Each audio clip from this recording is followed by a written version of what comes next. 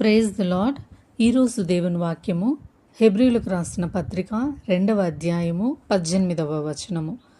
తాను శోధింపబడి శ్రమ పొందెను గనుక శోధింపబడు వారికిని సహాయము చేయగలవాడై ఉన్నాడు. హల్లెలూయా, ఆమేన్. ఎంత గొప్ప మాట చూడండి. ఇక్కడ పౌలు గారు హెబ్రీయులకు రాస్తూ ఈ మాటను తెలియపరుస్తున్నారు. వారు శోధనలో ఉన్నారు, బలహీనంగా ఉన్నారు. అటువంటి స్థితిలో ఉన్న వారికి బలమును అనుగ్రహిస్తూ బలాన్ని ఇచ్చేటటువంటి గొప్ప మాటలు, దేవుని మాటల్ని ఆ ప్రజలకి చెప్తూ ఈ లేఖను రాస్తున్నారు. ఇక్కడ యేసు ప్రభుల వారి యొక్క లక్షణం, ఆయనలో ఉన్నటువంటి మంచి గుణగణాలని ఈ వచనం వివరిస్తోందండి.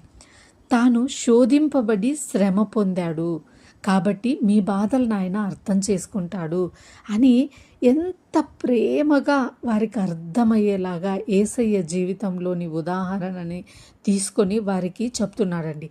నిజమే కదా. ఎవరైనా మన ముందు బాధపడుతూ ఉంటే వారితో మనం ఓదార్పు మాటలు చెప్తూ ఇలా కొన్ని చెప్తూ ఉంటాము. ఏదైనా చెప్పేటప్పుడు మీకేం తెలుసులేండి మా బాధ అని ఎవరైనా అంటే, లేదమ్మా ఇలాంటి స్థితిని నేను ఎదుర్కొన్నాను, ఇది నేను దాటుకొని వచ్చాను, దేవుడు నాకు ఇలా సహాయం చేశాడు కాబట్టే నేను మీకు ఇలా చెప్పగలుగుతున్నాను, నాకు అర్థమవుతుంది నీ బాధ అని వారిని ఓదారుస్తూ మన జీవితంలో దేవుడు మనకు చేసిన ఆ అద్భుతమైన ఓదార్పును వారికి కూడా మనము అందిస్తూ ఉంటాం.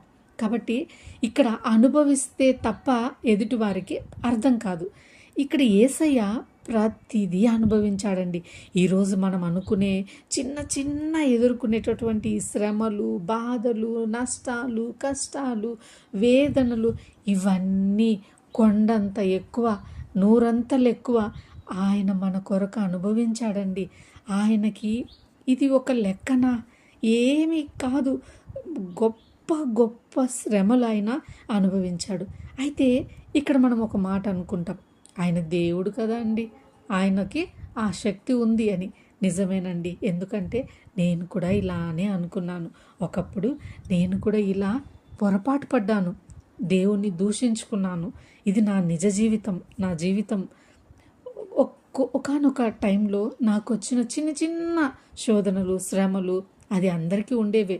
వాటినే తట్టుకోలేక ఇలా అనుకునేదాన్ని, నీకేమయ్యా సిలువలో 3 గంటలు నువ్వు అనుభవించావు అంతే, ఆ 3 గంటల తర్వాత నీ ప్రాణం వెళ్ళిపోయింది, నీకు ఇంకా ఆ బాధ తెలీదు. కానీ మేము చూడు, పుట్టినప్పటి నుంచి ఇదిగో ఈ మనుషుల్ని ఇలా ఎదుర్కొంటూ ఉన్నాం, ఈ మాటలు మేము పడుతూ ఉన్నాం, ప్రతి క్షణం మేము బాధపడుతూ ఉన్నాం. నువ్వైతే 3 గంటలేనేమో అంటే తెలియని మూర్ఖత్వం అది. ఇలా అనుకునేదాన్ని. కానీ తర్వాత రోజులలో దైవజనులు చర్చిలలో, యూట్యూబ్లలో వాక్యం చెప్తూ ఉంటే అవన్నీ విని నా హృదయం కరిగిపోయిందండి. నిజంగా ఎలా అంటే, దేవా నువ్వు ఇన్ని కష్టాలు పడ్డావా, నేను ఇంత తప్పుగా అనుకున్నానా, 3 గంటలతో నీ బాధనంతా నేను కొట్టేశానా, 3 గంటలకి ఈక్వల్ చేశానా ప్రభువా అని నిజంగా చాలా బాధపడ్డానండి. నిజమే, అది మనకు అర్థం కాదు.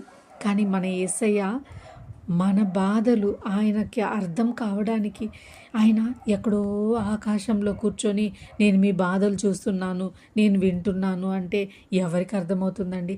మనం తెలుసుకోలేం. దానికే దేవుడు ఏం చేశాడు, ఆయనే ఈ లోకానికి వచ్చాడు మన వంటి రూపంలో. మొదట ఆయన తన స్వరూపాన్ని మనకిచ్చాడు. ఈరోజు మన మధ్యలో జీవించడానికి తన మహిమను తగ్గించుకొని 100% మానవుడిగా తల్లి గర్భములో వేదన పడి నొప్పులతో ఆ తల్లి కని నార్మల్గా ఈ భూమి మీద ఎలా జీవిస్తారో ఆ విధంగా ఒక మనిషిలాగా దేవుడు జీవించి ఆయన ఆకలిని ఎదుర్కొన్నాడు, అలసటను ఎదుర్కొన్నాడు, బాధలు పడ్డాడు, ద్రోహాన్ని ఎదుర్కొన్నాడు, అపవాది శోధనలు ఇవన్నీ ఒక ఎత్తు అయితే సిలువ శ్రమలు, ఎంత ఘోరమైన ఆ సిలువ శ్రమలను మన కొరకైనా అనుభవించాడండి. నిజమే కదా. దేవుడు ఆయనకు ఆకలి ఎందుకు వేయాలి, కానీ మానవ రూపంలో ఉండి 40 రోజుల కఠిన ఉపవాస ప్రార్థనలో ఉండి సాతాను చేత శోధింపబడ్డాడండి. మత్తయి సువార్త 4వ అధ్యాయంలో మనం గమనించవచ్చు. సాతాను పలు రకాలుగా దేవుణ్ణి శోధించింది. వాక్యమై ఉన్న దేవుణ్ణి వాక్యంతో శోధించింది. సర్వ సృష్టికర్త, అందరికీ భోజనం పెట్టిన దేవుడు, 10,000 మంది, ఇంకా వేల మందికి, 5,000 మందికి ఒకసారి, 7,000 మందికి ఒకసారి, ఇంకా 5 గంపలు, 12 గంపలు ఇలా మిగిల్చాడు. రాతి బాణలలో నీళ్లు నింపి ద్రాక్షారసంగా మార్చిన మహావీరుడు, గొప్ప దేవుడు. ఆయనకు అసాధ్యమైనది ఏదైనా ఉందా? ఒక్క క్షణంలో ఆయన ఆకలి తీర్చుకోలేడా? కానీ మానవుడిగా మన కొరకు ఆకలి విలువ ఏంటిదో మనకెలా తెలియాలనో, మనం ఎలా ఆకలితో బాధలు పడతామో, మనము ఈ లోకంలో ఆహారం లేక సహాయం కొరకు ఎదురు చూస్తూ పడుతున్న వారి బాధని ఆయన ప్రత్యక్షంగా ఆయన అనుభవించాడండి. ఆకలిని, బాధలని, నిందలని, ద్రోహం, సొంత వారే ద్రోహం చేశారు, అపవాది శోధనలు, శిలువ శ్రమలు, ఇన్ని రకాలుగా ఆయన అనుభవించిన ఆ మహా ఉన్నతుడు అయిన దేవుడికి మన శ్రమ అర్థం కాదా? మన బాధ తెలియదా? తెలుసండి, తప్పక తెలుసు. ఆయన విరిగా నలగగొట్టబడ్డాడు. ఒక్క ఇంచు కూడా ఆయనది శరీరము సరిగ్గా లేదు. అరికాలు నుంచి నడినెత్తి వరకు నలగగొట్టబడ్డాడండి. కానీ దాన్ని మనము సింపుల్గా నాలాంటి ఆ స్థితి ఇప్పుడు కాదు, కానీ ఆ స్థితి 3 గంటలతో కొట్టేశాను. ఎంత ఘోరమైన పాపం కదా, ఎంత తెలివి తక్కువతనం కదా. ఇప్పటికీ అలా అనుకునే వాళ్ళు లేరంటారా? ఉన్నారు. వారికి నిజంగా దేవుని ప్రేమ తెలియదండి. దేవుడు మన కొరకు పడిన ఆ శోధన ఏంటిదో వారికి తెలీదు.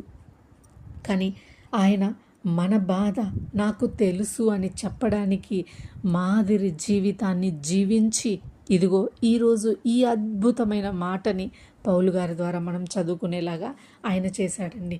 ఇక్కడ చెప్తున్నాడు, శోధింపబడు వారికి సహాయం చేయగలవాడే ఉన్నాడు. ఎందుకంటే ఆల్రెడీ ఆయన అనుభవించాడు కాబట్టి. ఎంత గొప్ప దేవుడు, ఎంత గొప్ప కృప చూడండి. మన కొరకు దేవుడు ఇంతటి త్యాగము, ఇంతటి శ్రమలను, ఇంతటి బాధలను అనుభవించి జయించి అది మనకు చూపిస్తూ, మనము ఆ స్థితిలో ఉంటే మనకి సహాయం చేయడానికి ఆయన వచ్చి ఉన్నాడు. అందుకనే కొరింథీ పత్రికలో మరొక మాట ఉంటుంది, 10వ అధ్యాయము 13వ వచనంలో, మనుషులకు కలుగు శోధన అది ఎంతవరకు మనం అనిపించగలమో అంతవరకే దేవుడు ఇస్తాడండి. అంతకు మించి ఆయన ఇవ్వడు. శోధింప శక్యము కానిది ఆయన మనకివ్వడు. కొద్ది కాలం ఇచ్చినా వాటిని తట్టుకునే శక్తి కూడా ఆయన మనకి ఇస్తాడు. ఎంత గొప్ప ప్రేమ చూడండి. అదేవిధంగా 2 కొరింథీ 12:9లో కూడా దేవుడు ఒక గొప్ప మాటను అక్కడ మనకు తెలియపరుస్తున్నాడు, నా కృప మీకు చాలు అని. ఈ శ్రమలు, ఈ వేదనలు, బాధలు ఎన్నైనా రానివ్వండి, వాటిల్లో నుంచి ఆయన మనల్ని తప్పించి ఆయన కృపను మనకు చాలినంత ఇస్తున్నాడండి. హల్లెలూయా! ఇంత గొప్ప దేవుడు మనతో పాటు ఉన్నాడు. కాబట్టి భయపడక, నిరుత్సాహపడక, దిగులు పడక, ధైర్యముగా ముందుకు సాగండి. పరిశుద్ధాత్మ దేవుడు మనతో ఉండి ఆ రీతిగా నడిపించాలని కోరుకుంటూ, దేవుడి కొద్ది మాటలు దీవించి మనల్ని ఆశీర్వదించి సమాధానముతో నింపునుగాక. ఆమేన్. చిన్న ప్రార్థన చేసుకుందాం. ప్రభువా, మీకు వందనాలు, స్తోత్రము నాయనా. ఈ గొప్ప మాటతో మమ్మల్ని బలపరిచి ఉన్నారు. నిజమే అయ్యా, ఈ లోకంలో వచ్చే చిన్న చిన్న శోధనలను మేము తట్టుకోలేకపోతున్నాం, కానీ మీరు మా కొరకు నలగగొట్టపడ్డారు. యెషయా గ్రంథం 53వ అధ్యాయంలో తండ్రి, మీరు అణువణువున హింసించబడ్డారు, వేదన పడ్డారు, నలగగొట్టబడ్డారు. మీరు పొందిన దెబ్బల ద్వారా మాకు స్వస్థతను, విడుదలను దయచేశారు. అయ్యా, మీరు మాకు సహాయం చేయగలిగే దేవుడుగా ఉన్నారు తండ్రి. మీకు వందనాలు ప్రభువా. మమ్మల్ని ఇదిగో ఈ శోధనలో నుంచి, ఈ బాధనలో నుంచి గట్టెక్కించి మాకు సహాయము దయచేసి మీ దక్షిణ హస్తంతో మమ్మల్ని ఆదుకొని మీ రాజ్యంలో మమ్మల్ని చేర్చుకుంటారని ఈ చిన్న ప్రార్థన విజ్ఞాపన నజరేయుడైన యేసుక్రీస్తు నామంలో అడిగి వేడుకుంటున్నాం తండ్రి. ఆమేన్.